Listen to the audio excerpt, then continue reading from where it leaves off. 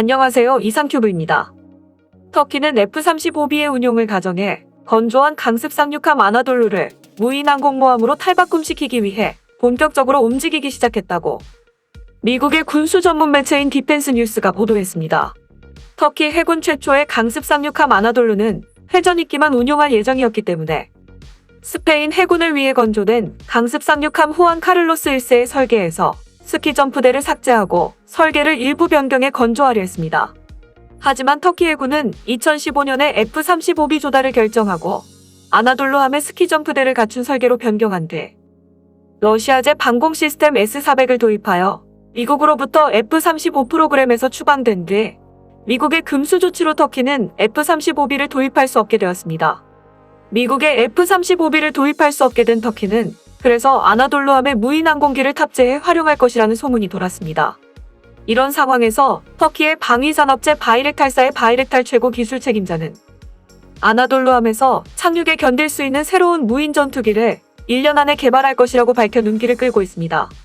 이와 함께 터키의 이스마일 데미르 방위사업청장도 바이렉탈사는 아나돌루함을 무인기 항공모함으로 탈바꿈시키기 위해 복수의 무인 항공기의 개발에 나서고 있으며 최소 10대의 무장 무인 항공기가 한 작전에 동시에 투입될 수 있고 아나돌루에는 UAV의 관제 능력이 통합될 것입니다.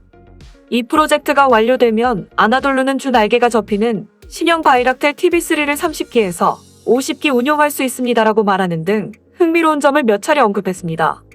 우선 터키의 바이렉탈사의 바이렉탈 CTO가 언급한 무인 전투기는 아마도 이스마일 데미르 방위사업청장이 언급한 바이렉탈 TB3를 가리킬 가능성이 높습니다. 바이렉탈 TB3의 존재 자체는 작년 11월에 바이렉탈사의 바이렉탈 최고 기술 책임자가 밝히고 있었지만 1년 이내에 개발 완료나 아나돌루함에서의 운용에 맞추어 주익이 접힌다라는 정보는 처음으로 나온 정보입니다. 또한 한 작전에 동시 투입이 가능한 무인 항공기가 10대라는 것은 무인 항공기 간의 에어팀을 시사하는 것일 수도 있습니다.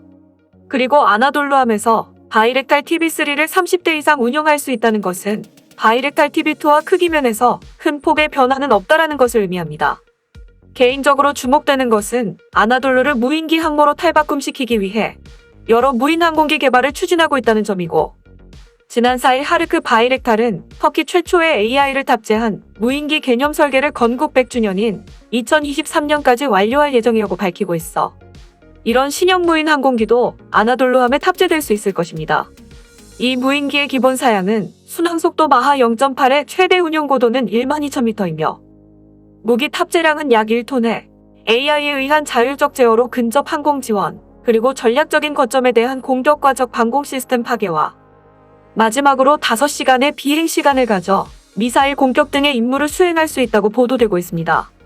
AI가 탑재된 바이렉탈 TB3의 비행 속도와 이를 임무 시간으로 미루어 볼 때 바이렉탈 TB2와 같이 채공 시간이 많으며 내구성이 높은 UAV가 아닌 제트 엔진을 탑재하고 독자적으로 운영되는 무인 전투기가 아닐까 생각됩니다. 바이렉탈 TB2가 보여준 성능과 실전성을 보면 터키의 무인 함재기 계획은 허무맹랑하게 들리지는 않지만 문제는 고정익기의 무인 항공기를 비행가판이 짧은 아나돌루 강습 상륙함에서 어떻게 운용할 것이냐입니다. 최악의 경우 이륙은 엔진 파워로 커버가 된다 하더라도 착함할 때 비행가판의 끝에서 끝까지 사용하면 운용효율이 매우 나빠 어레스팅 와이어 정도는 필요할 수도 있습니다. 마침 영국도 퀸 엘리자베스급 항공모함에서 고정날개 무인 항공기 운용을 위해 전자기식 캐터펄트와 어레스팅 와이어의 장착을 검토하고 있어 터키도 아나돌루함의 무인 함재기를 탑재하기 위해 무슨 대책을 강구하고 있을 것입니다. 여기에 바이렉탈사는 수직 이착륙 무인 항공기인 바이렉탈 디아를 실용화하고 있기 때문에 추후에 개발이 더욱 진행되면 아나돌루함의 수직 이착륙 무인 함재기를 추가로 탑재할 가능성도 있습니다. 터키가 개발 중인 수직 이착륙 무인 항공기인 바이렉탈 디하에 대해 알아보면 바이렉탈사의 개발자로 유명한 셀추크 바이렉탈 최고 기술 책임자는 지난 1월 18일에 자사 시설 내부를 담은 동영상을 공개했는데 양산 과정에 들어간 대형 UAV인 아킨시와 수직 이착륙이 가능한 UAV 디하와 위성통신에 대응한 TB2 시하와 비행자동차 세제르를 비치고 있어 외신에서 주목을 받았습니다. 대형 UAV인 바이렉탈 아칸시는 미국의 MQ-9 리퍼보다 큰 무인 공격기이며 터키가 개발한 EOIR 센서와 A사 레이더를 탑재하고 있습니다. 또한 쌍발 엔진을 장착하여 소형 UAV 전용 무기 이외에도 중거리 공대공 미사일과 대전차 미사일, 각종 정밀유도 무기와 사거리 200km의 터키에 순항미사일송까지 휴대하는 것이 가능합니다. 여기에 전자방해 포드까지 통합되어 있기 때문에 바이렉탈 아킨시는 전투기나 공격기가 담당하는 임무를 대행할 수 있다고 하며 올해 바이렉탈 아킨시의 양산형이 터키군에 인도될 예정이라고 합니다. 수직이 착륙이 가능한 UAV 바이렉탈 대하는 정찰과 감시 용도의 소형 UAV로 기체 전후 4곳에 장착된 전기 모터로 수직이 착륙을 제어하며 수평 비행으로 전환되면 주 엔진이 작동하여 순항 모드로 들어가 자율적인 자동 제어를 통해 최대 12시간 정도 공중에 머무를 수 있다고 하며 UAV 전용 레이저 유도 미사일인 MAMC를 탑재하여 지상 목표를 공격하거나 자폭 공격을 할 수도 있습니다. 더욱이 이 비행기는 스텔스에 유리한 전익기여서 레이더 반사단 면적이 매우 적어 장애물이 없어 숨을 곳이 없는 해상에서의 사용에 적합하고 실제 함정에 대한 자동 착륙 모드까지 갖춰 해군 함정에 배치해 운용을 고려하고 있는 것은 확실합니다. 앞서 말했듯 터키 언론들은 F-35B의 운용을 가정해 건조한 강습 쌍육함 아나돌루에 탑재하지 않을까 예상하고 있지만 한 발에 5kg하는 MAMC만 탑재할 수 있는 바이렉탈 디하에서 함정을 공격하기에는 위력이 부족하다고 생각하지만 정찰 시에 발견된 지상의 목표를 공격하는 것은 충분할 것입니다. 위성통신에 대응할 수 있는 바이렉탈 TB2C아는 가시광선 통신에 의지하고 있던 바이렉탈 TB2의 결점을 해소하는 모델로서 터키산 주행 추적 위성 단말기를 탑재하고 있어 터키가 보유하고 있는 통신 위성과 결합하면 바이렉탈의 운용은 훨씬 용이하게 됩니다. 날아다니는 수레처럼 보이는 세제르는 바이렉탈사가 군사 분야에서 개발한 무인 항공기 기술을 응용해 개발하고 있는 쿼드형 유인 드론입니다. 이 무인 항공기는 지난해 프로토타입의 첫 비행에 성공했지만 교외 농촌에서 사용할 수 있게 되기까지 3년에서 4년이 걸리고 인구가 밀집한 도시에서 사용할 수 있게 되기까지 10년에서 15년은 걸릴 것이라고 바이렉탈사는 설명했습니다. 이처럼 터키는 자국의 무인 항공기 전력을 강화하고 있으며 터키의 무인 항공기의 발전의 장점은 자국군이 참전하고 있는 중동의 전장에 무인 항공기를 투입하고 있다는 것입니다.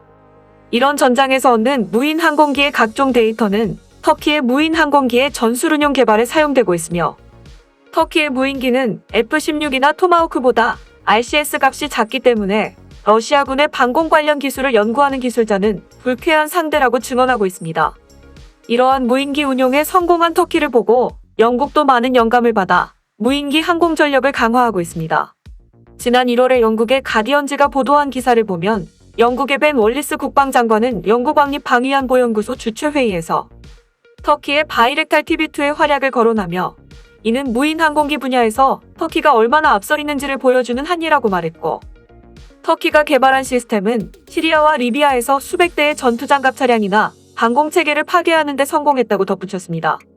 또한 영국 국방부 관계자도 바이렉탈 TB2에 대해 나고르노 카라바흐 분쟁에서 아르메니아 군대를 격파하고 점령지를 반환하는 데 결정적인 역할을 했다고 말했습니다.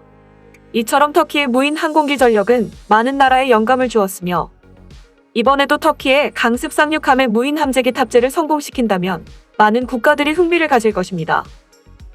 이상 마치겠습니다. 시청해주셔서 고맙습니다. 이상큐브였습니다.